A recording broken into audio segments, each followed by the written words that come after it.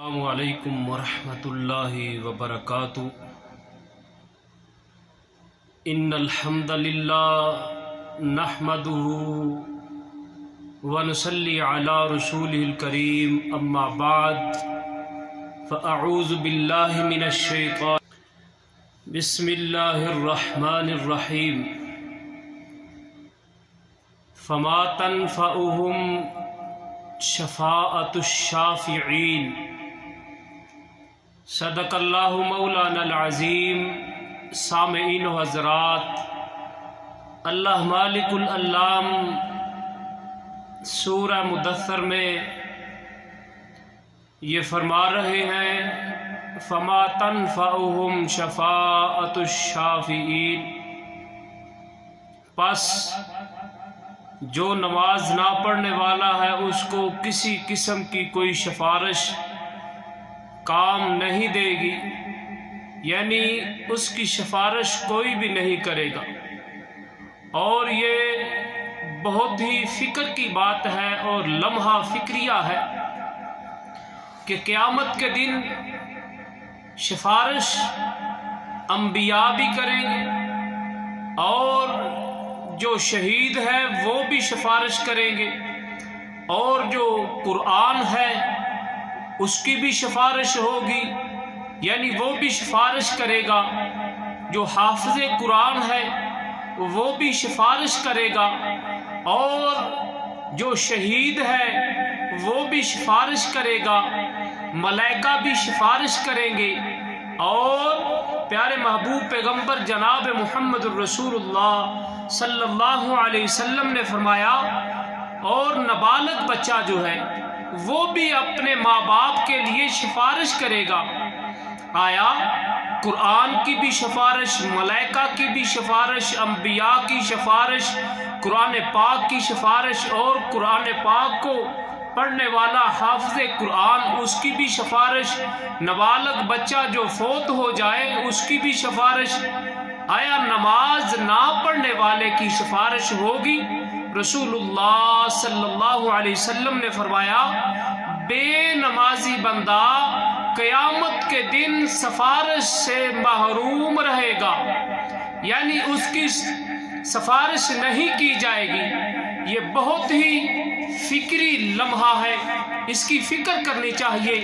اور رسول اللہ صلی اللہ علیہ وسلم نے فرمایا قیامت کے دن، یہ حدیث سنن ابی داؤد اس میں موجود ہے، رسول اللہ صلی اللہ علیہ وسلم نے فرمایا سب سے پہلے قیامت کے دن حساب ہوگا تو نماز کا حساب ہوگا۔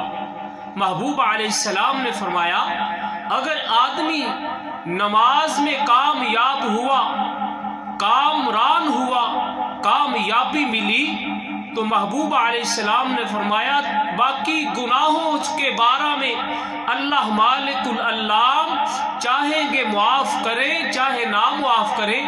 یعنی یہ جو پہلا مرحلہ، پہلا امتحان ہے، اس میں اگر آدمی کامیاب ہوا، محبوب علیہ السلام نے فرمایا اللہ کہیں گے یہ نماز میں کامیاب ہے، باقی باتوں کو چھوڑو، اس کو جنت کا داخلہ عطا کر دو۔ اللہ سے دعا ہے اللہ ہم کو جنت کا داخلہ عطا فرمائے اور نیک لوگوں کا ساتھ نصیب فرمائے۔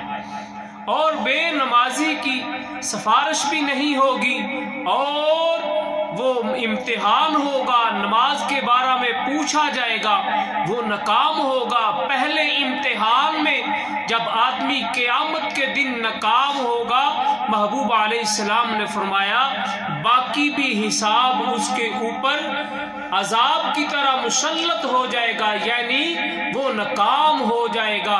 میرے بھائیوں، یہ نماز ایک ایسی چیز ہے، نماز کو نہ پڑھنے کے نقصان، اور گزشتہ درس میں 2 نقصان بتا چکا ہوں، اور آج کے درس میں بھی 2 نقصان بتاؤں گا، اور مکمل جو نقصان ہے نماز کو نہ پڑھنے کے انشاءاللہ الرحمن 9 نقصان آپ کو بتائے جائیں گے۔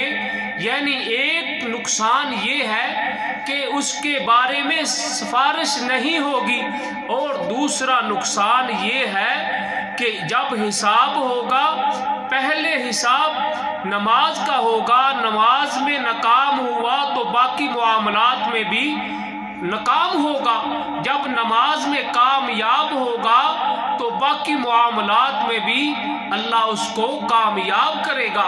یہ تھے 2 نقصان۔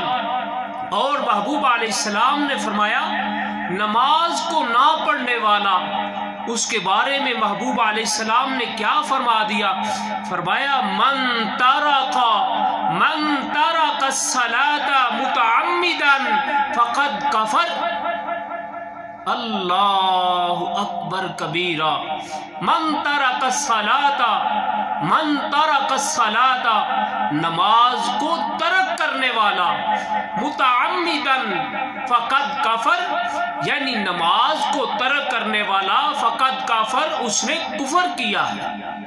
یہ بہت بڑا جملہ ہے، اگر اس پہ غور کیا جائے تو نگاہ دوڑائی جائے دنیا میں یہ نظر آتا ہے وہابی لوگ سنی حضرات یعنی بریلی لوگوں کو کافر کہتے ہیں، بریلی لوگ اہل حدیث وہابیوں کو کافر کہتے ہیں، دیوبند کو کافر، یعنی یہ کافر کافر کافر کی ایک صدا نظر آ رہی ہے۔ لیکن حقیقت میں دیکھا جائے، محبوب علیہ السلام کی حدیث کی طرف دیکھا جائے، محبوب علیہ السلام کے فرمان کی طرف دیکھا جائے، حقیقت میں کافر کون ہے؟ اللہ اکبر کبیرہ۔ من ترک الصلاۃ، نماز کو ترک کرنے والا یعنی نماز کو چھوڑنے والا، یعنی نماز کو نہ پڑھنے والا، یعنی نماز کو ترجیح نہ دینے والا، یعنی اللہ کی ملاقات کو قبول نہ کرنے والا، یعنی گناہوں سے نہ بچنے والا، فقد کفر، اس نے کفر کیا۔ اللہ سے دعا ہے اللہ ہم کو اس جو گناہ ہے یہ نماز نہ پڑھنے والا اس سے محفوظ فرمائے، اور نماز پڑھنے کی اللہ ہم کو توفیق عطا فرمائے۔ اللہ ہم کو نمازیوں میں شامل کر لینا۔ وہ کون سے نمازی ہیں جن میں شامل ہونے کی دعا کر رہے ہیں؟ الذین هم فی صلاتہم خاشعون، جو اپنی نمازوں میں خضوع کے ساتھ نماز پڑھتے ہیں۔ اللہ ہمارا بیان کرنا، سنانا اور سامعین و حضرات کا سننا اپنی بارگاہ عالیہ میں قبول فرمانا، اور 5 وقت کا نمازی بنانا، نماز کا پابند بنانا، ہماری نمازوں کو قبول فرمانا۔ وآخر دعوانا ان الحمد للہ رب العالمین، والسلام علیکم ورحمۃ اللہ وبرکاتہ۔